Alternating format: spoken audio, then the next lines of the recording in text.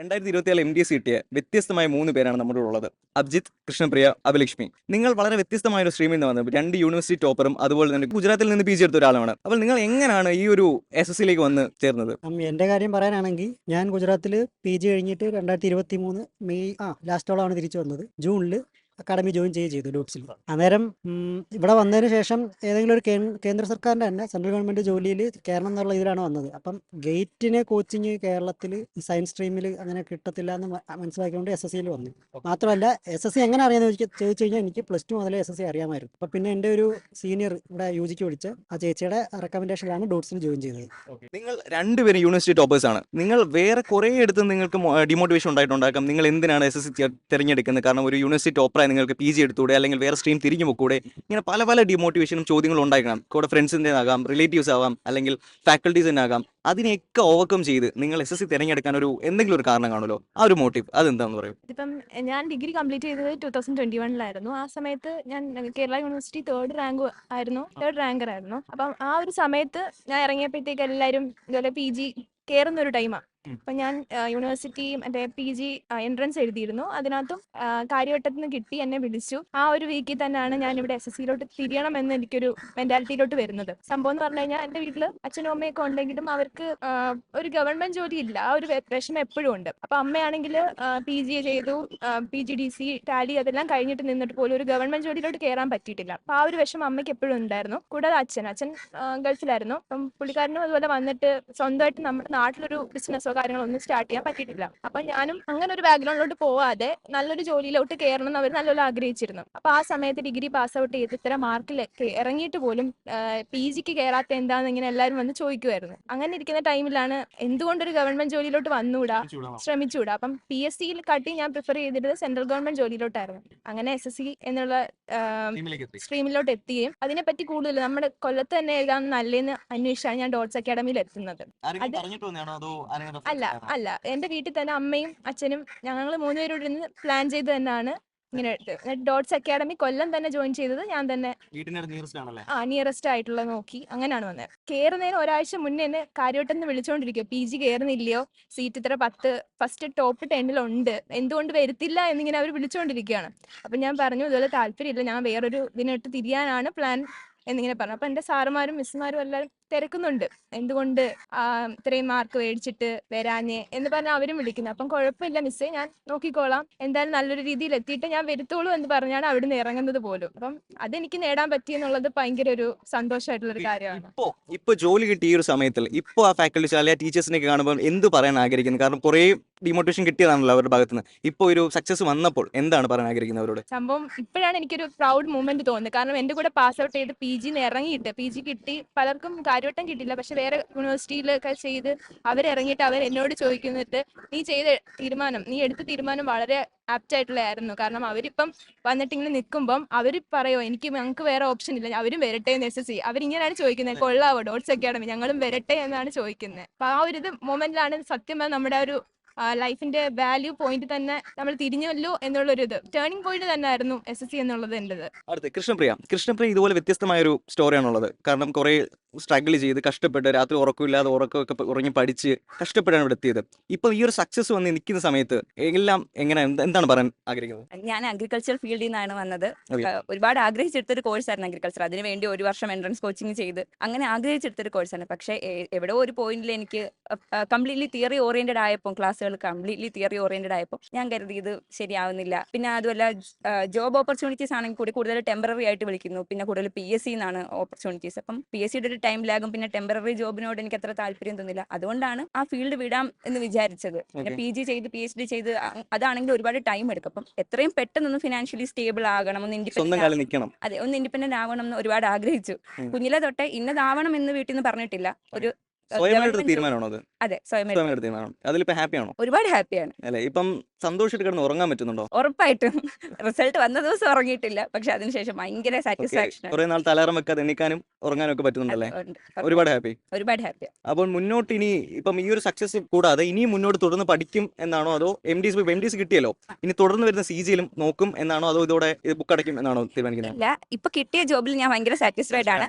എന്നാൽ ആ ജോബിൽ ഇരുന്നുകൊണ്ട് തന്നെ ഹയർ ഓപ്ഷനിലേക്ക് പ്രിപ്പയർ ചെയ്യണമെന്ന് ആഗ്രഹമുണ്ട്. Okay okay. എങ്ങനെ നിങ്ങളുടെ പ്രിപ്പറേഷൻസ് ഒക്കെ എങ്ങനെയായിരുന്നു ഡോട്ട്സ് അക്കാഡമിയിൽ വന്നിട്ട് ഫസ്റ്റ്? ഞാൻ വന്ന സമയത്ത് ആദ്യം തന്നെ പൂജാ മിസ്സിന്റെ ക്ലാസ് ആയിരുന്നു. Okay. അതും GK-യിലെ ഫോക്ക് ഡാൻസ്. ഫിസിക്സ് ബാക്ക്ഗ്രൗണ്ടിൽ നിന്ന് ഇങ്ങോട്ട് വന്നിട്ട് പല സ്റ്റേറ്റിലെ പല ഫോക്ക് ഡാൻസ് കേട്ടപ്പോൾ ഞാൻ ഇങ്ങനെ അന്തവും കുന്തവും ഇല്ലാതിരുന്നു. എനിക്കൊന്നും മനസ്സിലാവുന്നില്ലായിരുന്നു. അതിന്റെ കൂട്ടത്തിൽ ഞങ്ങൾക്ക് അന്നേരം അവിടെ ഉണ്ടായിരുന്ന ഫാക്കൽറ്റി സൗമ്യ ചേച്ചി എന്നും വന്ന് ചോദിക്കുമായിരുന്നു. അന്നേരമൊക്കെ അതിനുവേണ്ടി ഇങ്ങനെ കുറച്ച് പഠിച്ചുകൊണ്ട് വരും. അവസാനം എനിക്കത് പഠിക്കാൻ പറ്റാഞ്ഞിട്ട് ഞാൻ ഓരോന്ന് തിരിച്ചെഴുതി അതിന്റെ അപ്പുറത്ത് സ്റ്റേറ്റ് എഴുതിയാണ് പഠിച്ചത്. ഒരു സ്റ്റേറ്റിന്റെ അണ്ടറിൽ ഇത്ര ഫോക്ക് ഡാൻസ് ഉണ്ടെന്ന് ഓർത്ത് വെക്കാൻ പറ്റാഞ്ഞിട്ട്. അപ്പം ഇവിടെ വന്നതിന് ശേഷം ആദ്യം നല്ല ഇതായിരുന്നു. അപ്പോൾ കണക്ക് ചെയ്യാനാണെങ്കിൽ കൂടിയും നമ്മൾ സ്റ്റെപ്പൊക്കെ എഴുതി ചെയ്ത് വന്നത് ഇവിടെ വന്നിട്ട് സാറിന്റെ പെട്ടെന്നുള്ള സ്പീഡ് മാത്സ് ഒക്കെ കിട്ടിയപ്പോൾ സാർ ഇങ്ങനെ പോകുന്നു, ഞാൻ ഇങ്ങനെ നോക്കിയിരിക്കും ഇത് എന്താണെന്ന് പറഞ്ഞു. നമ്മൾ എപ്പം എത്ര സമയം കൊണ്ട് ചെയ്തു എന്നുള്ളതല്ലേ, ആർക്കും എപ്പോൾ വേണമെങ്കിലും ചെയ്യാം. പക്ഷെ ആ ഒരു ഷോർട്ട് ടൈമിൽ ചെയ്യുന്നതാണ് ഇമ്പോർട്ടൻറ്റ്. അപ്പോൾ ആ ഒരു Exactly. ഷോർട്ട് ടൈമിൽ ചെയ്യാൻ വേണ്ടിയിട്ട് നിങ്ങൾ എന്ത് പ്രിപ്പറേഷൻസ് എടുത്തത്? മേ ബി കാൽക്കുലേഷൻ ആകാം, അല്ലെങ്കിൽ വേറെ പല മെത്തേഡ്സ് ആകാം. അപ്പോൾ ഷോർട്ട് ടൈമിൽ പെട്ടെന്ന് ആൻസർ കിട്ടാൻ വേണ്ടിയിട്ട് നിങ്ങൾ എന്തൊക്കെയാണ് ചെയ്യുന്നത്? കണക്കിൻ്റെ കാര്യം പറയാനാണെങ്കിൽ സാറ് പറഞ്ഞു തന്നിട്ടുള്ള അല്ലെങ്കിൽ അക്കാഡമിയിൽ നിന്ന് പറഞ്ഞു തന്നിട്ടുള്ള കാര്യങ്ങൾ പക്ക ഫോളോ ചെയ്യും. പ്ലസ് മോക്ക് പ്രാക്ടീസ് ചെയ്യുന്നതിലൂടെ നമുക്ക് സ്പീഡാവാൻ പറ്റത്തുള്ളൂ. അതൊരു പക്ക ട്രൂത്താണ്, പക്ഷേ എത്ര പഠിച്ചെന്ന് പറഞ്ഞാലും മോക്ക് ചെയ്യാതെ ഒരു ഇമ്പ്രൂവ്മെന്റും വരാൻ പോകുന്നില്ല. ഉറപ്പായും. മോക്കിന്റെ കൂടെ തന്നെ നമുക്കൊരു ബേസ് വേണം, എപ്പോഴും ബേസ് വേണമല്ലോ. ബേസ് ഒരു അടിത്തറ നല്ല രീതിയിൽ സ്ട്രോങ് ആണെന്നുണ്ടെങ്കിൽ നമുക്ക് പ്രീവിയസ് മോക്ക് അടിച്ച് നമ്മുടെ ലെവൽ കൂട്ടാവുന്നതേ ഉള്ളൂ. അങ്ങനെ അതിന്റെ കൂടെ നമ്മൾ പഠിക്കണം, നമ്മുടെ തെറ്റ് എവിടാന്ന് കണ്ടുപിടിക്കണം. അതാണ് ഏറ്റവും വലിയ ഫാക്ടർ. അതിൽ നിന്ന് മാത്രമേ നമുക്ക് ഇമ്പ്രൂവ് ചെയ്യാൻ പറ്റത്തുള്ളൂ. റിപ്പീറ്റ് ചെയ്തിരിക്കുക. ഞാൻ ചെയ്യുന്നതെന്ന് വെച്ചാല് ഞാനൊരു എനിക്ക് ഡയറി ചെയ്ത് തരുമായിരുന്നു. എനിക്കൊരു ഫ്രണ്ട് ഉണ്ട്, അവൻ എൻ്റെ ഒരു ഡയറി കൊണ്ടുവന്ന് തരുമായിരുന്നു. അപ്പോൾ ആ ഡയറിയിൽ ഞാൻ ഇതുപോലെ ഓരോ മോക്ക് അടിക്കുമ്പോഴും അതിൻ്റെ മിസ്റ്റേക്ക് എഴുതി വെച്ചിട്ട് അതിൽ നിന്നാണ് ഇമ്പ്രൂവ് ചെയ്ത് പഠിക്കുന്നത്. ആ ക്വസ്റ്റ്യൻ വീണ്ടും കാണുമ്പോൾ എനിക്ക് ഭയങ്കര സന്തോഷമാണ്. കാരണം ആ ക്വസ്റ്റ്യൻ ഞാൻ ചെയ്ത് തെറ്റിച്ച ക്വസ്റ്റ്യൻ വീണ്ടും ഞാൻ ശരിയാക്കുമ്പോൾ എനിക്ക് കിട്ടുന്ന ഒരു കോൺഫിഡൻസ് ഉണ്ട്.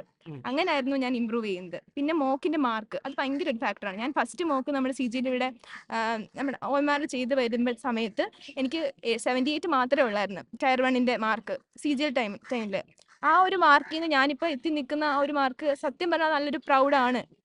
ഇത്രയും ഓരോ മോക്ക് കഴിയുമ്പോഴും നമുക്ക് ഭയങ്കര ഇതാണ്, ത്വരയാണ്. ഓരോ മാർക്ക് കൂടുമ്പോഴും അത്രയും നമുക്കൊരു സാറ്റിസ്ഫൈഡ് ആണ് തോന്നുന്നത്. സ്വന്തമായിട്ട് കണ്ണാടി നോക്കുമ്പോൾ ആത്മവിശ്വാസം, അത് തന്നെയാണ് നമുക്ക് ആ മോക്കിന്റെ മാർക്ക് കയറുമ്പോൾ ഉള്ളൊരു കോൺഫിഡൻസ് എന്ന് പറയുന്നത്. ഇപ്പം ഞാൻ പറഞ്ഞു വന്നത് ഇപ്പം GK നമ്മൾ എല്ലാവർക്കും ഭയങ്കര പ്രശ്നമായിട്ട് ഇരിക്കുന്നതാണ് GK. അപ്പോൾ GK നമ്മൾ എവിടുന്ന് പഠിക്കണം? നമ്മൾ കുറേ സാറൊക്കെ പറയും കുറേ ബുക്ക് വാരി വലിച്ച് പഠിച്ചിട്ട് ഒരു കാര്യമില്ല. നമ്മൾ എക്സാം ഓറിയൻറ്റഡ് ആയിട്ട് കുറച്ച് പഠിക്കുക. ആ കുറച്ച് പഠിക്കുന്ന വെച്ച് മാർക്ക് ഏറ്റവും കൂടുതൽ സ്കോർ ചെയ്യാൻ നോക്കുക. അപ്പോൾ അങ്ങനെ GK പഠിക്കാൻ വേണ്ടിയിട്ട് നിങ്ങൾ എന്തെങ്കിലും സ്ട്രാറ്റജി ഉപയോഗിച്ചിരുന്നോ? GK പഠിക്കാൻ ഞാൻ യൂസ് ചെയ്ത സ്ട്രാറ്റജി കറക്റ്റായിട്ട് പറഞ്ഞാൽ ഡോട്ട്സ് അക്കാഡമിയിൽ നിന്ന് കിട്ടിയൊരു ഗൈഡൻസ് ആണ്.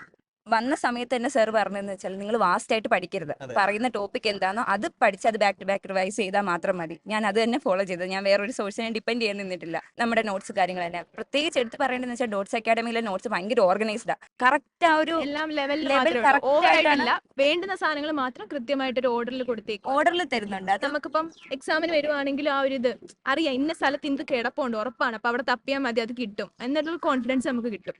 GK സാധാരണ ഇങ്ങനെ എല്ലാവർക്കും ഗൈഡൻസ് കിട്ടുന്നതായിട്ട് ഞാൻ കേട്ടിട്ടില്ല. പൊതുവേ ഇത് SSC പ്രിപ്പയർ ചെയ്യുന്ന എല്ലാവരുടെയും പ്രശ്നം GK ഒരു ഓർഡർ ഇല്ല, ഓർത്തിരിക്കാൻ പറ്റുന്നില്ല. പക്ഷേ എനിക്ക് അങ്ങനെ ഒരു ബുദ്ധിമുട്ടേ ഫീൽ ചെയ്തിട്ടില്ല. അത് ഡോട്ട്സ് അക്കാഡമിക്ക് വലിയ താങ്ക്സ് ആക്കാര്യത്തിൽ. കാരണം അത്രയും ഓർഗനൈസ്ഡ് ആയിട്ടാണ് GK പഠിപ്പിച്ചിട്ടുള്ളത്. പിന്നെ നമ്മൾ കോഡില് നമ്മളിപ്പോൾ ഓരോ പഠിക്കുമ്പോഴത്തേക്ക് കണക്ട് ചെയ്ത് പഠിക്കുവാണെങ്കിൽ ഒരു കോഡഡ് ആയിട്ട് ഒരു അപ്പം നമുക്കൊരു ഓർമ്മയ്ക്ക് പെട്ടെന്ന് എടുത്ത് നമുക്ക് പെട്ടെന്ന് അത് ഐഡന്റിഫൈ ചെയ്യാൻ പറ്റും. കണക്ട് ചെയ്ത് ഇപ്പോൾ വർഷം തന്നെ ആണെങ്കിൽ നമ്മൾ പഠിക്കുമ്പം ആ വർഷത്തിൽ തന്നെ നടന്ന ബാക്കി സംഭവങ്ങൾ കണക്ട് ചെയ്ത് കഴിഞ്ഞാൽ നമുക്ക് ഏകദേശം അത് കിട്ടും. ഇന്ന സമയത്ത് ഇപ്പം ഗവർണർ ജനറൽ ആരാന്ന് ചോദിച്ചാൽ ആ സമയത്ത് ബാക്കി ഇൻസിഡൻസ് നോക്കി കഴിഞ്ഞാൽ നമുക്ക് കണക്ട് ചെയ്ത് പോകാൻ പറ്റും. അങ്ങനെയൊക്കെ പഠിക്കുന്നത് GK ഒക്കെ നമ്മൾ അങ്ങനെയാണ് പഠിച്ചത്. പിന്നെ ഗ്രൂപ്പ് സ്റ്റഡി ആയിരുന്നു ഏറ്റവും കൂടുതൽ. ആ ഒരു ഗ്രൂപ്പ് സ്റ്റഡി എന്ന് പറയുന്നത് നമ്മൾ ഒരുപാട് അധികം ആൾക്കാർ ഉള്ളതിനെക്കാട്ടിയും കുറച്ച് ഇപ്പം 4-5 പേരുള്ള ഒരു ഗ്യാങ് ആണ് എപ്പോഴും നല്ലത്. ആ ഒരു ഗ്രൂപ്പിൽ നിന്ന് നമുക്ക് ഇമ്പ്രൂവ് ചെയ്യാൻ പറ്റുള്ളൂ. അതിനകത്ത് അറിയാവുന്നവർ കാണും, അറിയാത്തവർ കാണും, ഇമ്പ്രൂവ് ചെയ്ത് കൊണ്ടിരിക്കുന്നവർ കാണും. അപ്പം ആ ഒരു ഗ്യാങ് തന്നെ അവരെ ഹെൽപ്പ് ചെയ്യും, നമ്മൾ കൂടുതൽ ഇമ്പ്രൂവ് ആവുകയും ചെയ്യും. അങ്ങനെയാണ് GK ഏറ്റവും നല്ലത്. അല്ല ഒറ്റയ്ക്കിരുന്ന് പഠിക്കുന്നതിനെക്കാട്ടി എനിക്ക് തോന്നിയിട്ടുള്ളത് ഗ്രൂപ്പ് സ്റ്റഡി തന്നെയാണ് എപ്പോഴും GKക്ക് ബെനിഫിറ്റ് ചെയ്യുന്നത്. ഏത് ബാക്ക്ഗ്രൗണ്ട് ഇതാണ് വന്നത്? ഞാൻ BSc ജിയോളജി ആയിരുന്നു, അതിൽ നിന്നാണ് ഇങ്ങോട്ട് വന്നത്. ഞാൻ BSc അഗ്രികൾച്ചർ. ഞാൻ MSc അപ്ലൈഡ് ഫിസിക്സ് ആയിരുന്നു. അപ്പോൾ 3 പേരും വ്യത്യസ്തമായ 3 ബാക്ക്ഗ്രൗണ്ടാണ് വന്നേക്കുന്നത്. വ്യത്യസ്തമായ 3 ബാക്ക്ഗ്രൗണ്ടിൽ വന്ന നിങ്ങൾക്ക് സത്യം പറഞ്ഞാൽ SSC എന്ന് പറയുന്ന സാധനങ്ങൾ ഇംഗ്ലീഷ് ഉണ്ട്, മാത്സ് ഉണ്ട്. നിങ്ങൾക്ക് എല്ലാവരും പറയുന്ന ഒരു കാര്യം എന്നെ കൊണ്ട് പറ്റില്ല, അല്ലെങ്കിൽ ഇത് പഠിച്ചെടുക്കാൻ പറ്റില്ല, എൻ്റെ ബേസ് ഇതല്ല എന്ന് പറയുന്ന പലരിടത്തും നിങ്ങളിപ്പം ജോലി മേടിച്ച് കാണിച്ചു കൊടുത്ത് നമ്മൾ ആ ബാക്ക്ഗ്രൗണ്ട് വന്നില്ലെങ്കിലും നമുക്കിത് കിട്ടും എന്ന് നിങ്ങൾക്ക് എപ്പോഴെങ്കിലും ഇതൊരു പാടാണ്, എനിക്കിത് പറ്റത്തില്ല, നിർത്തി പോകണം, അല്ലെങ്കിൽ ഞാൻ ഈ ബാക്ക്ഗ്രൗണ്ടിൽ നിന്നല്ല എന്ന് തോന്നിയിട്ടുണ്ടോ? നിങ്ങളിത് ഇംഗ്ലീഷ് ആയാലും മാത്സ് ആയാലും പഠിച്ചെടുക്കാൻ എന്ത് ചെയ്ത്? കാരണം ആ ബാക്ക്ഗ്രൗണ്ടിൽ നല്ലല്ലോ നിങ്ങൾ വന്നത്. നമ്മൾ ആദ്യത്തെ സമയത്തൊക്കെ നമുക്ക് നല്ല രീതിക്ക് അങ്ങനെ തോന്നും, അയ്യോ നമ്മൾ വന്ന വഴി ശരിയാണോ, നമുക്ക് പറ്റുമോ എന്നുള്ളൊരു ഒരു നമുക്ക് തന്നെ നമ്മളൊരു ഇത് തോന്നും, ഒരു തിരിച്ചറിവ്, ഇനിയിപ്പോൾ നമ്മൾ വന്ന വഴി ശരിയാണോ എന്നുള്ളൊരു അറിയാൻ പറ്റാത്തൊരവസ്ഥ. പക്ഷെ അത് കുറച്ച് കഴിയുമ്പോഴത്തേക്ക് ബാക്കിയുള്ളവർ, നമ്മൾ പൂജാ മിസ്സിനെയൊക്കെ പറയുകയാണെങ്കിൽ മിസ് നല്ല ഒരു രീതിക്ക് നമ്മളെ മോട്ടിവേറ്റ് ചെയ്യും. എനിക്കാണെങ്കിൽ ആദ്യം കയറിയ ടൈമിൽ MTS ഉണ്ടായിരുന്നു. അപ്പം DVക്കൊക്കെ പോയി ഇങ്ങനെ വന്ന ടൈമിൽ 4 പേര് DVക്ക് അറ്റൻഡ് ചെയ്തതിൽ ഞാൻ മാത്രമേ ഉള്ളായിരുന്നു കയറാഞ്ഞത്. ബാക്കി എല്ലാവരും കയറി ആ വർഷം തന്നെ. ഈ 2021 MTS ആയിരുന്നു അത്. അതിൻ്റെ പ്രത്യേകത എന്ന് പറഞ്ഞാൽ DV കഴിഞ്ഞിട്ട് ഇവർ ഫൈനൽ ലിസ്റ്റ് ഇടത്തോളായിരുന്നു. അപ്പോൾ ആ ടൈമിൽ ഇതുപോലെ വന്നിട്ട് DVക്ക് പോയിട്ട് ഒരാൾ മാത്രമേ ക്വാളിഫൈ ആവാതിരുന്നുള്ളൂ. ആ ഒരാളാണ് ഞാൻ.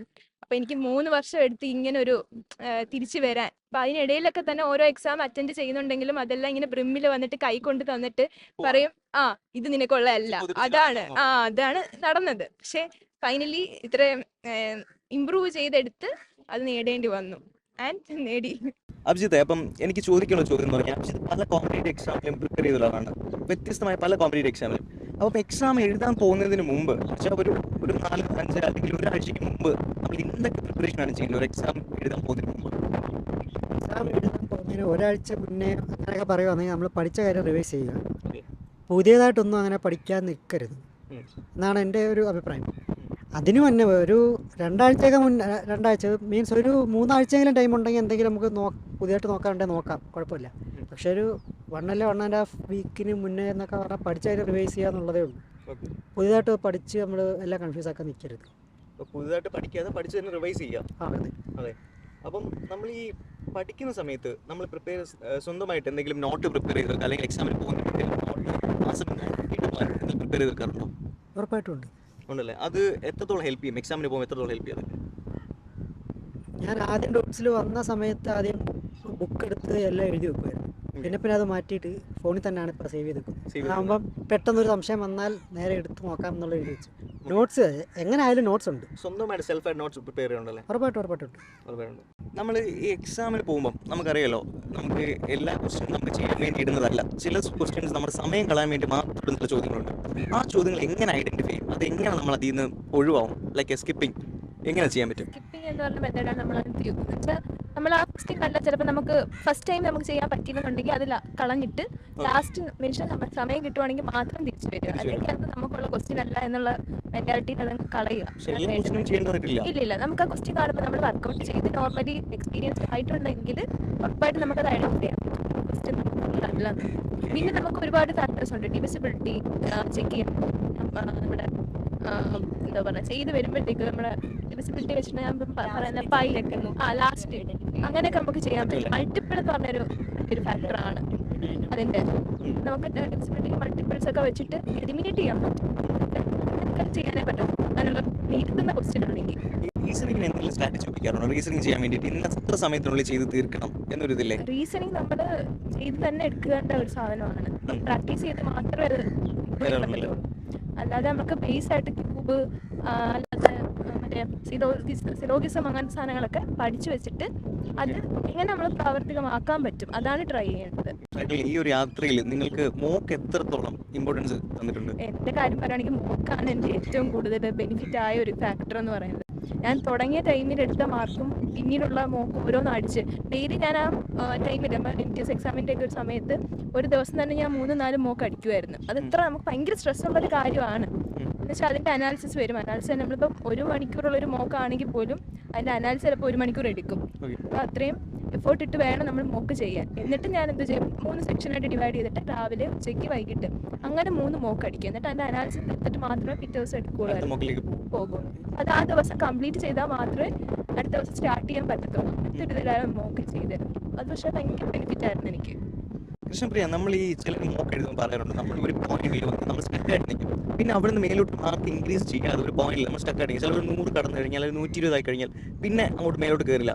അങ്ങനെ ഒരു ഫേസ് ചെയ്തിട്ടുണ്ടോ? അതെങ്ങനെ ഓവർകം ചെയ്യാൻ പറ്റും?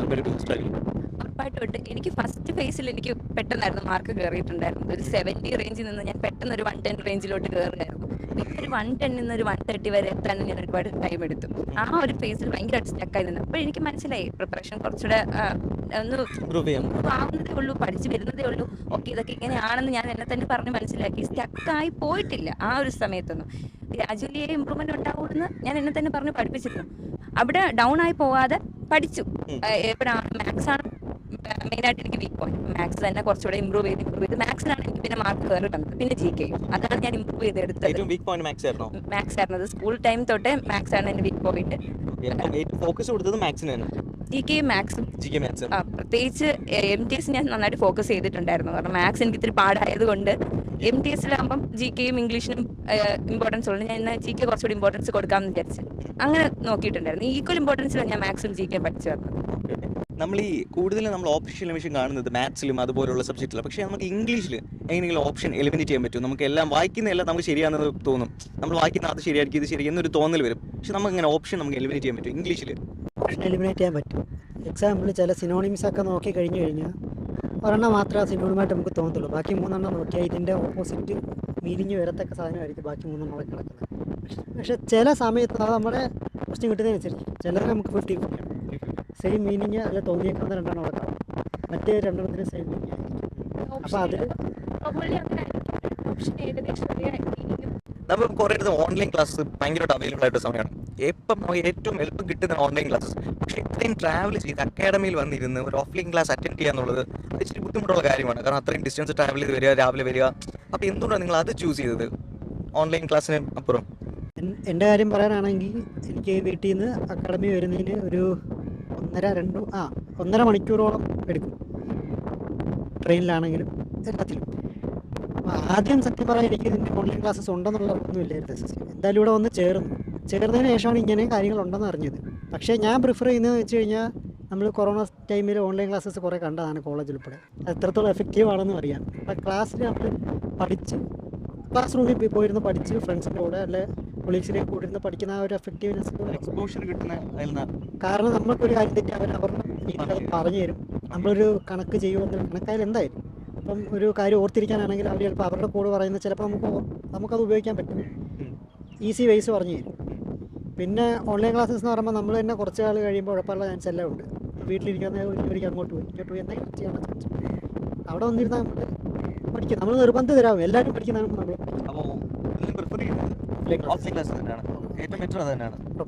എൻ്റെ അഭിപ്രായം. ഇപ്പം എൻ്റെ അഭിപ്രായത്തിലാണെങ്കിൽ ഞാൻ ട്രാവൽ ചെയ്ത് എനിക്ക് വരാൻ തന്നെ 1 മണിക്കൂർ എടുക്കും. ഇപ്പം ബസ് കിട്ടി എത്താനായിട്ട് 1 മണിക്കൂർ എടുക്കും. അപ്പം ഞാൻ വന്നു കഴിഞ്ഞ് ഇവിടെ ഇരുന്ന് കഴിഞ്ഞാൽ അത്രയും സമയം എനിക്ക് ബെനിഫിറ്റ് ആണ്. എന്ന് വെച്ചാൽ അത് ഞാൻ നല്ല രീതിക്ക് സ്പെൻഡ് ചെയ്യുന്നുണ്ട്. ആ സമയം ഞാൻ വീട്ടിൽ ഇരിക്കുവാണെങ്കിൽ എനിക്ക് അത്രയും വർക്ക് ചെയ്യാൻ പറ്റുന്നില്ല. അപ്പം ഞാൻ വിചാരിച്ചു എന്തുകൊണ്ടും ഡോട്ട്സിൽ വന്ന് തന്നെ നമ്മൾ പഠിച്ചു കഴിഞ്ഞാൽ അപ്പം നമ്മളെല്ലാവരും പഠിക്കുന്ന കാണത്തില്ല, അപ്പം നമുക്ക് പഠിക്കാനുള്ളൊരു ഇൻട്രസ്റ്റ് കൂടുന്നുണ്ട്. നമുക്ക് അറിയാൻ പറ്റും നമ്മൾ ഇത്രയും എഫേർട്ട് എടുത്തിട്ടില്ല, അല്ലെങ്കിൽ അവർ പഠിക്കുന്നില്ല, അപ്പം നമ്മൾക്ക് പഠിക്കാൻ പറ്റൂല. അത്രയും നേരം നമ്മൾ ഇരിക്കാൻ പറ്റത്തില്ല. വീട്ടിലാണെങ്കിൽ നമ്മൾ എന്തെങ്കിലും അങ്ങോട്ട് പോയി കഴിഞ്ഞാൽ അങ്ങോട്ടും പോയി കഴിഞ്ഞാൽ പിന്നെ നമ്മൾ പഠിത്തവും നടക്കത്തില്ല, അല്ലെങ്കിൽ എന്തെങ്കിലും കല്യാണം ഫംഗ്ഷൻ അങ്ങനെയൊക്കെ അങ്ങ് പോയി കളയും. എന്തുകൊണ്ടും വന്ന് പഠിക്കുന്നതായിരുന്നു എനിക്ക് നല്ലത്. അതുകൊണ്ട് തന്നെ ട്രാവലിംഗ് ഞാൻ വലിയ കാര്യമായിട്ട് നോക്കിയില്ല, അന്ന് പഠിക്കാൻ തന്നെ നോക്കി. അതെനിക്ക് നല്ല രീതിയിൽ നല്ല ബെനിഫിറ്റ് തന്നെ ആയിരുന്നു. നമ്മൾ എന്തെങ്കിലും കിട്ടാൻ കുറേ സാക്രിഫൈസ് ചെയ്യേണ്ട ആവശ്യമുണ്ട്. അപ്പോൾ ലൈഫിൽ ഈ കുറേ സമയങ്ങളിൽ എന്തെങ്കിലുമൊക്കെ സാക്രിഫൈസ് ചെയ്തിട്ടുണ്ടോ? പക്ഷേ എക്സാമിന് വേണ്ടിയിട്ട് നമ്മൾ കുറേ ഫംഗ്ഷൻ മാറ്റി വെക്കുക, അല്ലെങ്കിൽ നമുക്ക് ഇമ്പോർട്ടൻ്റ് ഉള്ള ചടങ്ങുകൾ മാറ്റി വെക്കുക, അങ്ങനെ എന്തെങ്കിലുമൊക്കെ മാറ്റി വെച്ചിട്ടുണ്ടോ? ഉറപ്പായിട്ടും അങ്ങനെ നമ്മൾ കുറേ സാക്രിഫൈസ് ചെയ്യുമ്പോഴാണ് നമുക്ക് ഇത്രയും നമുക്കൊരു സാറ്റിസ്ഫാക്ഷൻ കിട്ടുന്ന ഒരു ജോബൊക്കെ നമുക്ക് കിട്ടുന്നത്. ശരിക്കും പറഞ്ഞാൽ നമ്മൾ അങ്ങനെ പോയി സമയം കളഞ്ഞില്ലല്ലോ എന്ന് തന്നെ നമ്മൾ ചിന്തിക്കും. സോഷ്യൽ മീഡിയ എന്നൊക്കെ ആണെങ്കിലും ഞാൻ ഒരുപാട് ബ്രേക്ക് ഒക്കെ എടുത്തിരുന്നു. ഞാൻ അത്യാവശ്യം നന്നായിട്ട് സോഷ്യൽ മീഡിയ ഒക്കെ യൂസ് ചെയ്യുന്ന ഒരാളായിരുന്നു. അതിൽ നിന്നൊക്കെ ഒരുപാട് ബ്രേക്ക് എടുത്തിരുന്നു, അൺഇൻസ്റ്റാൾ ചെയ്ത് കളഞ്ഞു, വേണ്ട എന്നുള്ള രീതിയിൽ തന്നെ. ഇടയ്ക്ക് എക്സാമിൻ്റെ ടൈം ആകുമ്പോഴത്തെ വാട്സപ്പ് അങ്ങ് കളയും. അപ്പം എല്ലാവർക്കും മനസ്സിലാവും ആ ഒരു സമയത്ത് വാട്സപ്പ് കളഞ്ഞു. അപ്പം പിന്നെ അങ്ങനെ അങ്ങ് പഠിക്കാൻ വേണ്ടി ഇരിക്കുവാന്ന് അറിയാന്നുള്ള സ്ക്രീൻ ടൈം കുറയ്ക്കുക. സ്ക്രീൻ ടൈം കുറയ്ക്കുക. പിന്നെ എനിക്ക് ഇതുപോലെ ഒരുപാട് നേരം ഫോണിൽ ഇരിക്കാനും പറ്റത്തില്ലായിരുന്നു. അപ്പം അതിനെക്കാട്ടി കൂടുതൽ ഞാൻ ബുക്സ് മേടിച്ചിട്ട് അങ്ങനെ റെഫർ ചെയ്യുമായിരുന്നു. അപ്പം പിന്നെ മോക്കടിക്കാൻ വേണ്ടി മാത്രമേ ഞാൻ സ്ക്രീൻ നോക്കുകയുള്ളായിരുന്നു. അങ്ങനത്തെ ഒരു ടൈം ഉണ്ടായിരുന്നു. നിങ്ങളുടെ ഏറ്റവും കൂടുതൽ സമയം നമുക്ക് പോകുന്ന ഇതിലായിരിക്കും വേസ്റ്റ് ആയി പോണത്? ഫോൺ യൂസ് ചെയ്ത് കഴിഞ്ഞാൽ നമ്മൾ അങ്ങനെ ഡൈവേർട്ടായി പോകാനുള്ള ചാൻസ് ഭയങ്കര കൂടുതലാണ്. അപ്പം അത് അധികം ഒന്ന് അവോയ്ഡ് ചെയ്ത് കഴിഞ്ഞാൽ കൂടുതൽ നമ്മൾ എക്സാമിന് വേണ്ടിയിട്ട് പ്രിപ്പയർ ചെയ്യുക എന്നുള്ളതാണ്. ഇൻസ്റ്റാഗ്രാം, ഫേസ്ബുക്ക് നമ്മൾ തന്നെ ഡൈവേർട്ട് ചെയ്യാൻ വേണ്ടി ഇഷ്ടം പോലെ വീഡിയോസ് ഉണ്ട്. അപ്പം അതൊന്ന് മാറ്റി വെച്ച് കഴിഞ്ഞാൽ നമുക്ക് നല്ല രീതിക്ക് നമ്മുടെ ഒരു കഴിവ് അത് പുറത്തെടുക്കാൻ പറ്റും. നമ്മൾ ഈ സ്ട്രെസ്സൊക്കെ എങ്ങനെ മാനേജ് ചെയ്യും? നമ്മൾ പഠിക്കുന്ന സമയത്ത് നമുക്ക് ഒരുപാട് സ്ട്രെസ് വരും, ടെൻഷൻ വരും, ആങ്സൈറ്റി വരും, കിട്ടുമോ എന്നുള്ള പേടി വരും. അപ്പോൾ ഇതിനെയൊക്കെ ജസ്റ്റ് ഒന്ന് ഓവർകം ചെയ്യാൻ വേണ്ടി എന്ത് ചെയ്തിരുന്നു?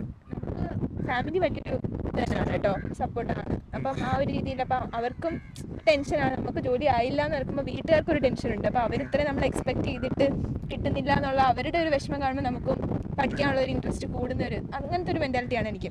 പിന്നെ ഇപ്പോൾ വീട്ടിൽ നിന്നാണെങ്കിലും പേരൻസ് അമ്മയൊക്കെ ആണെങ്കിലും പറയുന്നത് ഇപ്പം ട്രൈ ചെയ്യും, ഏതെങ്കിലും ഒന്നിൽ കിട്ടും എന്ന ഒരു, അപ്പോൾ ആ ഒരു ആത്മവിശ്വാസം നമുക്ക് കിട്ടുന്നതുകൊണ്ട് തന്നെ മുൻപ് എനിക്കൊരു പ്രശ്നം ഉണ്ടായിരുന്നു. പരീക്ഷയ്ക്കൊക്കെ ചെല്ലുമ്പം ഇങ്ങനെ ടെൻഷൻ അടിച്ച് ഉള്ളതും കൂടെ മറന്നു പോകുന്ന പരിപാടി ഉണ്ടായിരുന്നു. പക്ഷേ സ്റ്റെപ്പ് ബൈ സ്റ്റെപ്പ് എക്സാമ്പിൾ ഈ മോക്ക് ചെയ്ത് എനിക്ക് അതുകൊണ്ട് ഇപ്പോൾ ഒരു ഇതിൽ ചെയ്തിരിക്കുന്ന ഇപ്പോൾ ലാപ്ടോപ്പിൽ ചെയ്യുന്നത്, എനിക്ക് വീട്ടിൽ ഇരുന്ന് ചെയ്യുന്ന അതേ ഒരു ഇതാണ് ചെന്ന് നമ്മൾ സെൻറ്ററിൽ ഇരുന്ന് ചെയ്യുമ്പോഴും.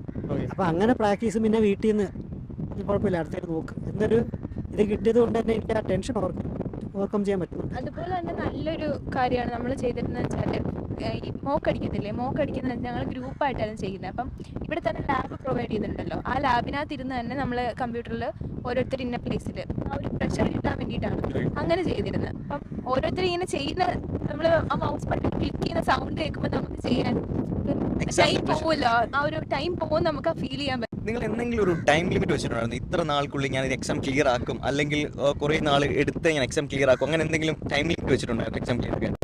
ഉണ്ടായിരുന്നു. ഞാൻ ഡിഗ്രി പാസ്സായത് 2023 അപ്പം ഞാൻ എല്ലാവരും ശരിക്കും ചലഞ്ച് ചെയ്തിട്ടാണ് വന്നത്. ഞാൻ ഒരു വർഷത്തിനുള്ളിൽ ജോലി കയറും എന്ന് പറഞ്ഞിട്ടാണ് ഞാൻ ഇറങ്ങിയത് ശരിക്കും പറഞ്ഞത്. കാരണം നിങ്ങളെല്ലാവരും PG ചെയ്ത് ഇറങ്ങുന്നതിന് മുന്നേ ഞാൻ ജോലി കയറും. പക്ഷേ പഠിച്ച് തുടങ്ങിയപ്പോൾ ഇത് പറ്റുമോ എന്ന് എനിക്കൊരു ഡൗട്ട് ഉണ്ടായിരുന്നു. എങ്കിലും ഞാൻ എൻ്റെ കോൺഫിഡൻസ് വിട്ടില്ല, ഞാൻ പഠിക്കാൻ തന്നെ ഇത് മുന്നോട്ട് പോകാൻ തന്നെ തീരുമാനിച്ചു.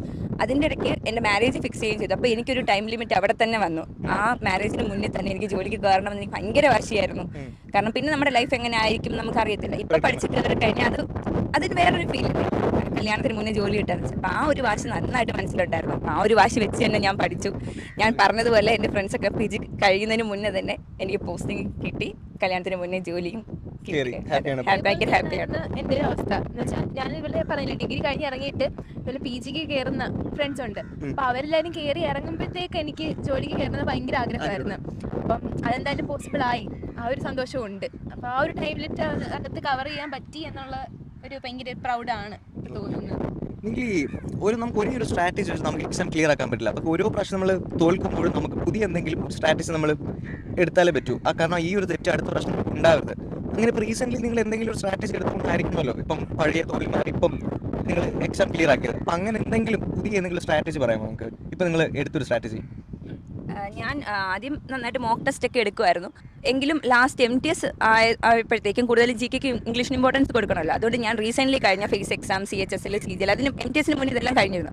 അതിൻ്റെ ഒരുവിധം എല്ലാ ക്വസ്റ്റ്യൻ പേപ്പറും ഞാൻ കവർ ചെയ്തിരുന്നു. ഇംഗ്ലീഷും GKയും ഒരുവിധം എല്ലാം കവർ ചെയ്തിരുന്നു. അപ്പോൾ അതിൽ നിന്ന് ചോദിച്ച GK ക്വസ്റ്റ്യൻസ് ഒക്കെ ആകുമ്പോൾ നമുക്ക് മനസ്സിലാവില്ല കറണ്ട് അഫയേഴ്സ് അവർ എന്തൊക്കെയാണ് ചോദിക്കുന്നത്, GK ഏത് പോർഷൻ അനാലിസിസ് ഇപ്പോൾ ഇമ്പോർട്ടൻസ് കൊടുക്കുന്നത്, അങ്ങനെ എനിക്ക് മനസ്സിലാക്കാൻ പറ്റി. അതുകൊണ്ട് ആ ഒരു MTSന് തൊട്ട് മുന്നേ നടന്ന റീസെൻ്റ്ലി എല്ലാ എക്സാമിൻ്റെയും ഒരുവിധം എല്ലാ എക്സാമിൻ്റെയും ക്വസ്റ്റ്യൻ പേപ്പേഴ്സ് ഞാൻ കവർ ചെയ്തിരുന്നു. അങ്ങനെ എനിക്ക് മനസ്സിലായി ഇപ്പോഴത്തെ ട്രെൻഡ് എങ്ങനെയാണെന്ന് മനസ്സിലാക്കി തന്നെ പഠിക്കാൻ പറ്റി. അതാണ് ഞാൻ എടുത്തൊരു സ്ട്രാറ്റജി. മനസ്സിലാവും, പ്രീവിയസ് ക്വസ്റ്റ്യൻസ് ചോദിക്കുന്നുണ്ട്. ഇപ്പം ചില എക്സാമിന് ഇപ്പം അതേ വർഷം തന്നെ നടത്തിയിരിക്കുന്ന വേറൊരു എക്സാമിന് ചോദിച്ച ക്വസ്റ്റ്യൻസ് വേറൊരു മോഡൽ, ഇപ്പം നേരത്തെ ഒരു ഇയർ ആണ് ചോദിച്ചതെങ്കിൽ അതിൽ ആരായിരുന്നു എന്നായിരിക്കും പിന്നെ ക്വസ്റ്റ്യൻ വരുന്നത്. അങ്ങനെ ചോദിക്കുന്നുണ്ട്.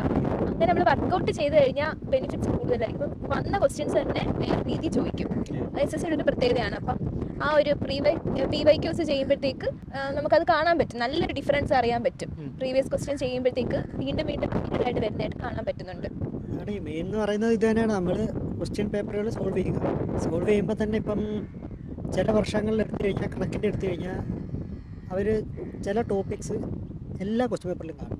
എന്നാൽ അതിൻ്റെ അടുത്ത വർഷം എടുത്തത് കാണത്തില്ല. അപ്പോൾ നമ്മൾ ആ ഓരോ വർഷത്തെ അനലൈസ് ചെയ്യുക. ഇപ്പം ഇതിപ്പോൾ CGL മുന്നേ CHSL ഉണ്ടെന്ന് CGL മുന്നേ CHSL ഉണ്ടെന്ന് വെച്ചു. അപ്പോൾ ആദ്യത്തെ 1-2 ദിവസം കഴിയുമ്പോഴത്തേക്ക് നമുക്ക് പാറ്റേൺ മനസ്സിലാവും. അപ്പം അത് റിവിഷന് അത് ഉപയോഗിക്കാം. അടുത്തതിന് ശേഷം വരുന്ന പരീക്ഷകളിൽ ഒരുപക്ഷെ ഇങ്ങനെ വന്നേക്കാൻ വിചാരിച്ചാൽ നമുക്ക് അന്നേരം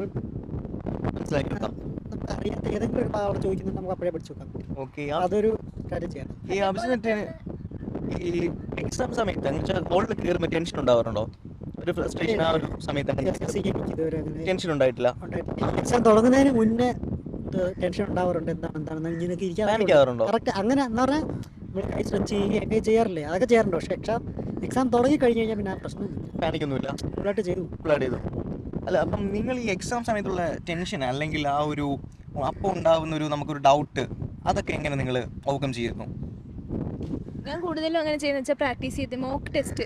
ഞാൻ പറഞ്ഞില്ലേ, ഇതുപോലെ പ്രഷറിലിരുന്ന് നമ്മൾ എക്സാം ഇപ്പം എന്തൊക്കെ ഇത് വന്നാലും നമ്മൾ ആ ആ ടൈം സ്പാനിനുള്ളിൽ നമുക്ക് തീർക്കണം എന്നുള്ളൊരു ഐഡിയ തന്നെ നമ്മൾ എത്ര പ്രഷർ വന്നു കഴിഞ്ഞാൽ അത് മോക്ക് പക്ഷെ അടിച്ച് നമ്മൾ എത്ര വർഷം കൊണ്ട് പഠിച്ചെന്ന് പറഞ്ഞാലും ആ ഒരു മണിക്കൂറിലാണ് നമ്മുടെ എക്സാം ക്ലിയർ ആക്കേണ്ടത്. ആ ഒരു മണിക്കൂർ ഡിപ്പെൻഡ് ചെയ്തിരിക്കും.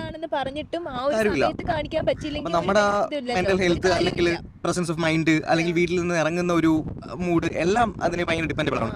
അപ്പൊ അതുകൊണ്ടാണ് ചോദിക്കുന്നത് ആ ഒരു എക്സാം സമയത്താകുമ്പോഴത്തേക്ക് ഭയങ്കര കാമായിട്ട് അല്ലെങ്കിൽ സ്ട്രെസ് ഇല്ലാത്ത രീതിയിൽ പോകും. അപ്പം നമ്മൾ മാക്സിമം നമുക്ക് ടെൻഷനൊന്നും ഇല്ലാതെ അങ്ങനെ സംഭവങ്ങളൊക്കെ അവോയ്ഡ് ചെയ്തിട്ട് വേണം ഒരു എക്സാമിന് കയറാനായിട്ട്.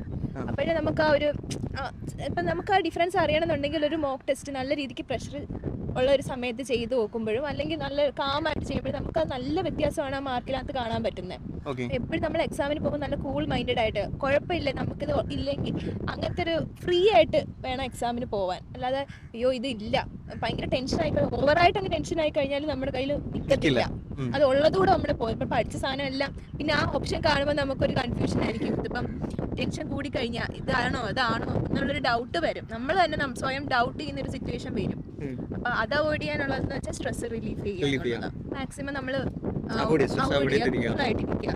അതാണ് ചെയ്യുന്നത്. പിന്നെ എക്സാമില് വേറൊരു കാര്യം എന്ന് വെച്ചാൽ നമ്മുടെ ഓപ്ഷൻസ് ഇല്ലേ, ഞാൻ പറഞ്ഞ പ്രീവിയസ് ക്വസ്റ്റ്യൻസ് ഒക്കെ ചോദിക്കുന്നുണ്ട്. അപ്പൊ ഈ തരുന്ന 4 ഓപ്ഷനിൽ നിന്ന് തന്നെ വീണ്ടും നമുക്ക് എക്സ്പെക്ട് ചെയ്യാം ഈ 4 ഓപ്ഷനിൽ തന്നെ ക്വസ്റ്റ്യൻസ് എങ്ങനെയൊക്കെ മാക്സിമം ഉണ്ടാക്കാൻ പറ്റും. 4 ഓപ്ഷൻസ് വീണ്ടും നമ്മൾ പഠിക്കുക എവിടുന്ന് വന്നു അല്ലെങ്കിൽ അതായിട്ട് കണക്ട് ചെയ്തിട്ട് ഓപ്ഷൻസിൽ ഇപ്പം ഈ വർഷത്തെ MTS ചോദിച്ചു അപ്പൊ അടുത്ത വർഷം പഠിക്കുന്നവർക്കാണെങ്കിൽ ആ ക്വസ്റ്റ്യൻസ് വർക്ക്ഔട്ട് ചെയ്യുന്ന സമയത്ത് തന്നെ ആ 4 ഓപ്ഷനിലുള്ള ബാക്കി സാധനങ്ങളൊക്കെ എന്തുവാന്ന് ജസ്റ്റ് ഒന്ന് ഐഡന്റിഫൈ ചെയ്തിട്ട് അതിനെ കണക്ട് എന്ത് ക്വസ്റ്റ്യൻസ് വരാം അല്ലെങ്കിൽ ഏത് മെത്തേഡാണ് അവർ ചോദിച്ചെങ്കിൽ അങ്ങനെ നമുക്ക് തന്നെ സ്വയം ഒന്ന് ക്വസ്റ്റ്യൻസ് ചോദിക്കാം. അവരെങ്ങനെ ക്വസ്റ്റ്യൻ ഇട്ടാം എന്നൊന്ന് ആലോചിച്ച് കഴിഞ്ഞാൽ അടുത്ത വർഷമുള്ളവർക്ക് നല്ലൊരു ബെനിഫിറ്റ് ആയിരിക്കും.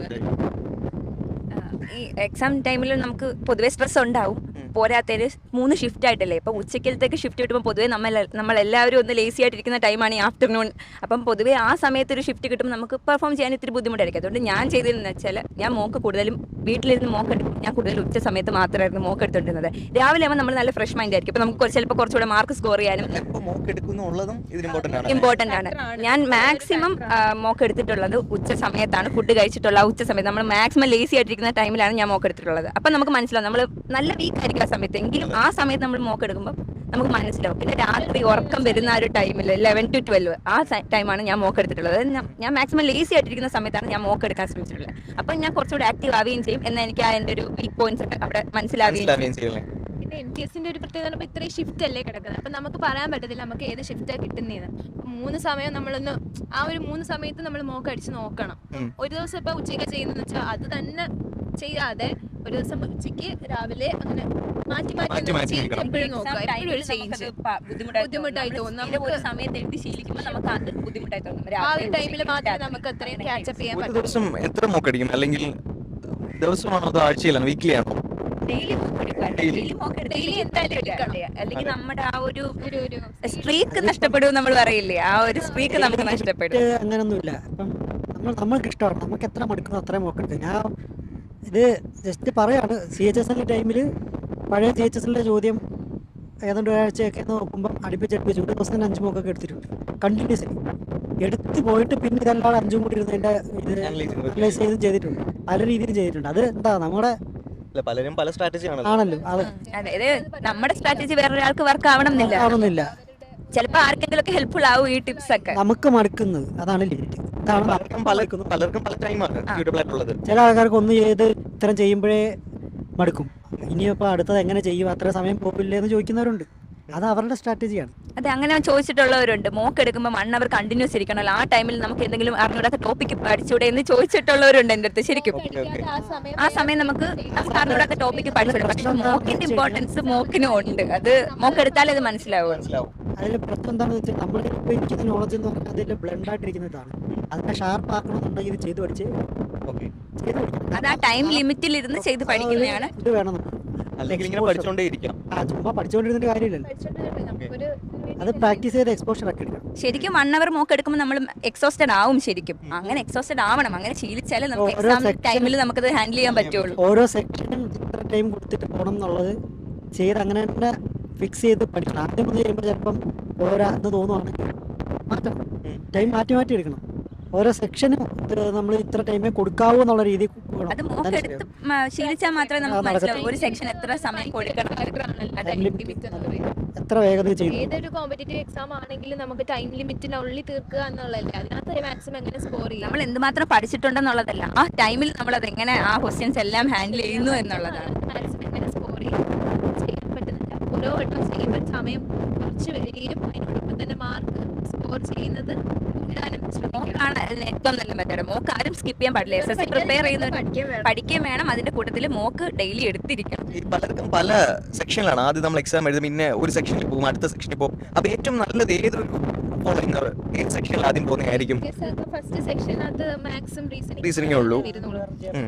അത് CGL പോലെ എക്സാമ്പിളൊക്കെ വരുമ്പോഴത്തേക്ക് സ്പീഡ് കൂട്ടി ചെയ്യാൻ സമയം അത്യാവശ്യം നമുക്ക് കിട്ടും അത് ചെയ്ത് കംപ്ലീറ്റ് ചെയ്യാനായിട്ട്. അപ്പം അത് വലിയ സീനായിട്ട് വരത്തില്ല. രണ്ടാമത് മറ്റേ GK സെഷൻ വരുമ്പോഴത്തേക്ക് GKയും ഇംഗ്ലീഷും GK നല്ല നമുക്ക് അറിയാവുന്ന ക്വസ്റ്റ്യൻസ് ആണെങ്കിൽ ചെയ്തു പോവുക, അല്ലാത്തോണ്ട് ഇട്ടിട്ട് ലാസ്റ്റ് വേണം ചെയ്തു നമുക്ക് ഏറ്റവും ചെയ്യാൻ പറ്റുന്ന ഓപ്ഷൻസ് ഉണ്ടോ അല്ലെങ്കിൽ അതുമായിട്ടൊരു ബന്ധം കിട്ടുന്നുണ്ടോ അതനുസരിച്ച് മാത്രം നമുക്ക് 50% ചാൻസ് ചെയ്യാൻ പറ്റുന്ന എക്സാംസ് ആണെങ്കിൽ നമുക്ക് ഇതെല്ലാം ഇമ്പോർട്ടൻ്റ് ആണല്ലോ, എല്ലാ സെക്ഷൻ. ഞാൻ ചെയ്യുന്നതെന്ന് വെച്ച് കഴിഞ്ഞാൽ ആദ്യം GK ആദ്യം ചെയ്യുന്നത് എന്തുകൊണ്ടെന്ന് വെച്ചാൽ അറിയാവുന്നതാണെങ്കിൽ അറിയാം, മറ്റേ അറിയാം. പിന്നെ അത് നോക്കിയിരിക്കുന്ന ആവശ്യമൊന്നുമില്ല, ചെയ്തങ്ങ് പോവുക. ഇപ്പം ഏതെങ്കിലും ഒന്ന് GK ഇംഗ്ലീഷും അങ്ങനെയാണ്, വേറെ ഇല്ല.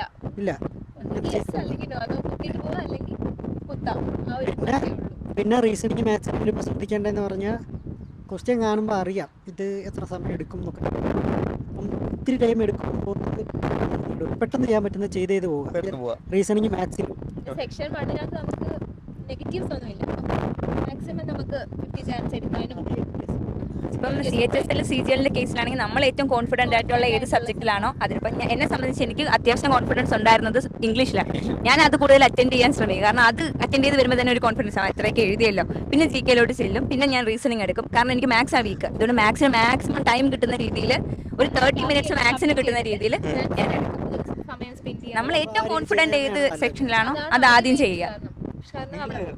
യൂണിവേഴ്സിറ്റി ടോപ്പേഴ്സും അതൊക്കെയാണ് ഞാൻ ചോദിക്കുകയാണ്, നിങ്ങൾ ഇതല്ലെങ്കിൽ നിങ്ങൾ പ്ലാൻ B എന്തെങ്കിലും വെച്ചിട്ടുണ്ടായിരുന്നു? ഇത് കിട്ടിയില്ലെങ്കിൽ ഇതായിരുന്നു മനസ്സിൽ ശരിക്കും സെൻട്രൽ ഗവൺമെന്റ് ജോബ് SSC വഴി കുറച്ച് നിൽക്കുക.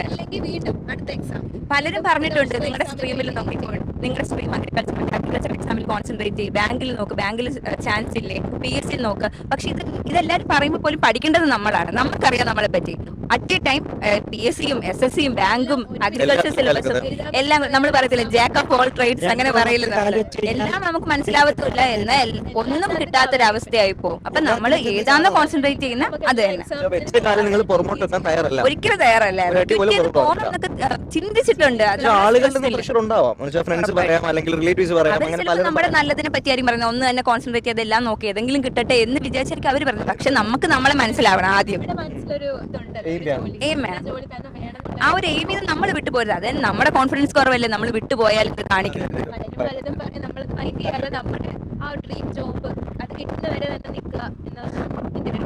എന്റെയും സ്ട്രാറ്റജി അത് തന്നെയായിരുന്നു. SSC വിട്ടൊരു ഉറപ്പായിട്ട് പഠിച്ചിട്ടുണ്ട്. അത് പഠിക്കുന്നവർക്കും ഹാർഡ് വർക്ക് ചെയ്യുന്നവർക്കും ഉറപ്പായിട്ട് തോന്നും നിർത്താം, മടുക്കുന്നുണ്ട് എന്ന് തോന്നും. അതെ, ഇത്രയും ആൾക്കാർ ഓരോ വർഷവും സർവീസിൽ കയറുന്നുണ്ട്. ഇപ്പൊ ഈ വർഷം കിട്ടിയില്ലെങ്കിൽ അടുത്ത വർഷം, അങ്ങനെ ഒരു മൈൻഡ് സെറ്റിൽ തന്നെയാണ് പഠിച്ചോണ്ടിരുന്നത്. എന്തായാലും കിട്ടുമെന്ന് മനസ്സിന് പറഞ്ഞ് പഠിപ്പിച്ച് തന്നെ പഠിച്ചോണ്ടിരുന്നത്. ഒരിക്കലും അപ്പൊ നമ്മൾ പകുതി വരെ നീന്തി എത്തിയിട്ട് തിരിച്ചു കയറാണെങ്കിൽ അത്രയും നാളെടുത്ത് ഹാർഡ് വർക്ക് വേസ്റ്റ് ആയില്ലേ. എത്തണം, അപ്പൊ അപ്പുറത്ത് എത്തിയേ തീരൂ എന്ന് തീരുമാനിച്ച് തന്നെ ഇറങ്ങി തിരിച്ചു. ഈ ഒരു യാത്രയിൽ കഴിഞ്ഞ 2 വർഷം ഈ ഒരു യാത്രയിൽ നിങ്ങളെ ഏറ്റവും കൂടുതൽ സപ്പോർട്ട് ചെയ്തിരുന്ന അക്കാഡമി ആകാം, ഫാക്കൽറ്റി ആകാം, ഫ്രണ്ട് ആകാം, ആരാകാം, ഏറ്റവും കൂടുതൽ സപ്പോർട്ട് ചെയ്യുന്ന വ്യക്തി ആരായിരുന്നു? എന്നെ സംബന്ധിച്ച് എന്റെ ഫാമിലി ആയിരുന്നു. ഫാമിലിയും ഫ്രണ്ട്സും നല്ല സപ്പോർട്ടായിരുന്നു. എനിക്ക് ജോലി കിട്ടണം എന്നെ പോലെ ആഗ്രഹിച്ച ഒരുപാട് ഫ്രണ്ട്സ് ഉണ്ട്.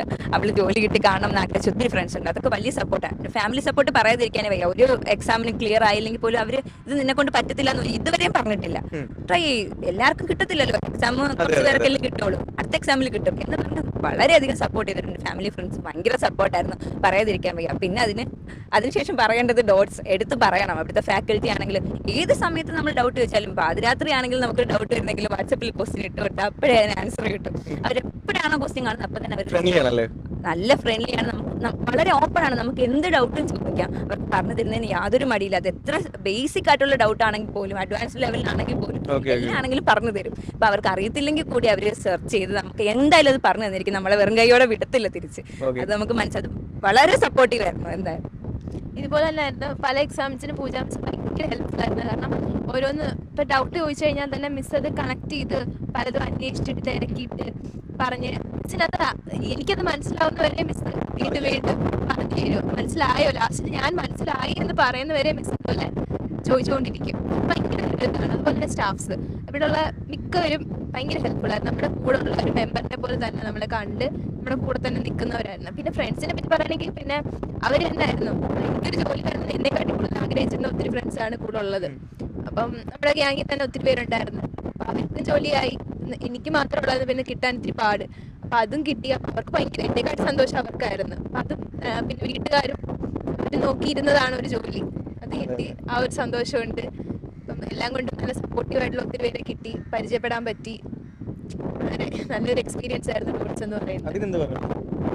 എൻ്റെ എക്സ്പീരിയൻസ് പറയാനാണെങ്കിൽ ഇത് തന്നെയാണ്. കാരണം ഡോട്ട്സിൽ ഞാൻ സത്യം പറഞ്ഞാൽ ഡോട്ട്സിൽ വന്നതിന് ശേഷമാണ് ഇത്രയും കൂടെ ഒന്ന് സോഷ്യലായത്. ഇതിനു മുന്നേ ഇത്ര സോഷ്യലായിട്ട് പഠിക്കും. പിന്നെ ആളിൽ എന്തെങ്കിലുമൊക്കെ ഹെൽപ്പ് ചോദിച്ചാൽ പറഞ്ഞു അത് ചോദിക്കും. ആ ഒരു ഇത് നടന്ന് ഇവിടെ വന്ന് ഈ ഗ്രൂപ്പ് സ്റ്റഡി എന്ന സംഭവം വന്നതിന്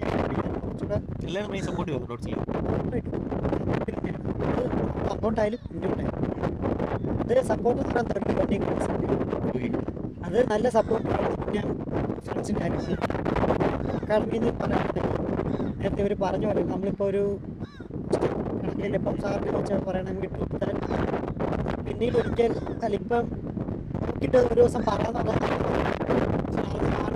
അന്ന് ഇങ്ങനെ ഒരു ചോദ്യം വെച്ചില്ല സമയത്ത് അതിൻ്റെ ഉത്തരം ഇങ്ങനെയാണെന്നുകൊണ്ട് ഇങ്ങോട്ട് വന്ന് പറഞ്ഞു.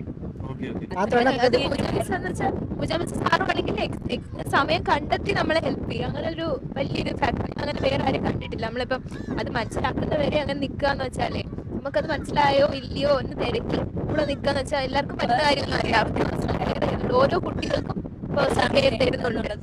അവർക്ക് വേണ്ടി അവരുടെ ഫോൾട്ട് അനുസരിച്ച് മോഡിഫൈ ചെയ്യാൻ വേണ്ടിയിട്ടുള്ള ഫാക്ടേഴ്സ് എല്ലാം അവർ തന്നെ പ്രൊവൈഡ് ചെയ്യുന്നുണ്ട്. അതൊക്കെ നമ്മളോട് തന്നെ ചോദിക്കും. അങ്ങനെ വന്ന് ചോദിക്കുമായിരുന്നു എന്തൊക്കെ ചെയ്ത് കഴിഞ്ഞാൽ നമുക്ക് മോഡിഫൈ ചെയ്യാൻ പറ്റും ഫാക്കൽറ്റിയെ പറ്റിയാണെങ്കിൽ പോലും നിങ്ങൾക്ക് ക്ലാസ്സുകൾ കംഫർട്ടബിൾ ആണോ, അതെല്ലാം തിരക്കും. സ്റ്റുഡൻസിന് എന്താ വേണ്ടത് അത് ഡോട്ട്സിന് തന്നിട്ടുണ്ട്. ഒരു കംപ്ലീറ്റ് മെന്റർ എന്ന് തന്നെ പറയാം ഡോട്ട്സിനെ. ശരിക്കും പറഞ്ഞാൽ എല്ലാം A to Z കാര്യങ്ങൾ നമുക്ക് ഡോട്ട്സിന് ചെയ്ത് എൻ്റെ ഒരു അഭിപ്രായത്തിൽ ഡോട്ട്സിനെ ഡിപ്പെൻഡ് ചെയ്ത് കഴിഞ്ഞാൽ A to Z കാര്യം നമുക്ക് അവിടെ നിന്ന് കിട്ടും. നോട്ട്സ് ആണെങ്കിലും ക്ലാസ് ആണെങ്കിലും ഡൗട്ട് ക്ലിയറൻസ് ആണെങ്കിലും ഇപ്പോൾ ലാബ് ഫെസിലിറ്റി ആണെങ്കിലും A to Z നമുക്ക് അവിടെ നിന്ന് കിട്ടും. വേറൊരു ഇൻസ്റ്റിറ്റ്യൂട്ടിനെ അല്ലെങ്കിൽ വേറൊരു ഔട്ട്സോഴ്സിനെ നമുക്ക് ഡിപ്പെൻഡ് ചെയ്യേണ്ട ആവശ്യം. അതേപോലെ തന്നെ വേറെ ഇത്രയും സമയം നമുക്ക് സ്പെൻഡ് ചെയ്യാൻ പറ്റും തോന്നില്ല. ഓരോരുത്തരുടെ തിരക്കുമ്പോഴത്തേക്ക് 6 months അല്ലെങ്കിൽ 1 year അത് കഴിയുമ്പോഴത്തേക്ക് അവരായിട്ട് അറ്റാച്ച്മെന്റ്സേ പോവുകയാണ്. അവർ പിന്നെ ഒരു ബന്ധവും കാണത്തില്ല. പക്ഷെ ഇവിടെ അങ്ങനെയല്ല. നമുക്ക് എത്ര നാള് നമുക്ക് എഫോർട്ട് എടുക്കാൻ താല്പര്യമുണ്ട് അത്രയും നാൾ അവർ സപ്പോർട്ടായിട്ട് കൂടെ തന്നെ കാണും. അതൊക്കെ തിരക്കും. നല്ല ഉത്തരവാദിത്വം ഉണ്ട് നമ്മളെ പറ്റിയിട്ട്. നമുക്കൊരു ജോലി അടിച്ചെടുക്കാൻ ഭയങ്കര ആഗ്രഹിക്കുന്ന ഫീസ് അടച്ചിട്ട് നിങ്ങൾ അതിനുശേഷം ഫീസല്ലേ നിങ്ങൾ അടച്ചിട്ടുള്ളൂ. ഇപ്പോഴും നിങ്ങൾ അവിടെ പോയി പഠിക്കുന്നില്ല, എക്സ്ട്രാ ഫീസ് പേ ചെയ്യണമെന്നൊക്കെ ചോദിച്ചിട്ടുള്ള ഒത്തിരി പേരുണ്ട്. പറയുമ്പോൾ അവർക്ക് അത്ഭുതം. 1 year ഫീസ് അടച്ചിട്ട് നിങ്ങൾ എല്ലാ പറ്റുന്നുണ്ടോ? ഞങ്ങൾ പറയും ജോലി കിട്ടുന്നവരെ എത്ര വേണമെങ്കിലും വന്നിരുന്ന് പഠിച്ചു, എപ്പം വേണമെങ്കിലും വന്നിരുന്ന് പഠിച്ചു. അത്രയും സപ്പോർട്ടായിട്ട് നിന്ന് ഫാക്കൽറ്റി ആയിരുന്നു ഡോട്ട്സിൽ. നിങ്ങൾ ഈ ഒരു യാത്രയിൽ കുറേ പേര് നെഗറ്റീവ് ആയിട്ട് നെഗറ്റീവ് പറയുന്നത് നിങ്ങൾ എങ്ങനെ ഫേസ് ചെയ്തിരുന്നു? ജസ്റ്റ് കേട്ട് പറയും. നമ്മൾ കൂടുതലായിട്ട് ഈ നെഗറ്റീവ് നമുക്കൊരു വിജയം ഉണ്ടായി കാണുമെന്ന് പറയുന്ന ആൾക്കാർ ഒരിക്കലും നെഗറ്റീവ് അവർക്ക് തോന്നിയാൽ പോലും അവരത് പറയില്ല, നമുക്ക് സപ്പോർട്ട് ചെയ്യത്തേ ഉള്ളൂ. അപ്പൊ ഈ നെഗറ്റീവ് പറയുന്നവര് ഒന്ന് ചിരിച്ചു വിട്ടുകളയുക. അതായിരുന്നു അത്രേ ഉള്ളൂ. നമ്മൾ അതിന് ചെവി കൊടുത്ത് അതിനെ പറ്റി നമ്മുടെ വിലപ്പെട്ട ഹെൽത്ത് നമ്മുടെ നമ്മളല്ലേ അവരല്ലേ അവര് അതിനകത്തൊരു എഫർട്ട് ഇട്ടില്ല. അവർക്കൊന്ന് നെഗറ്റീവ് പറഞ്ഞിട്ട് പോകാം.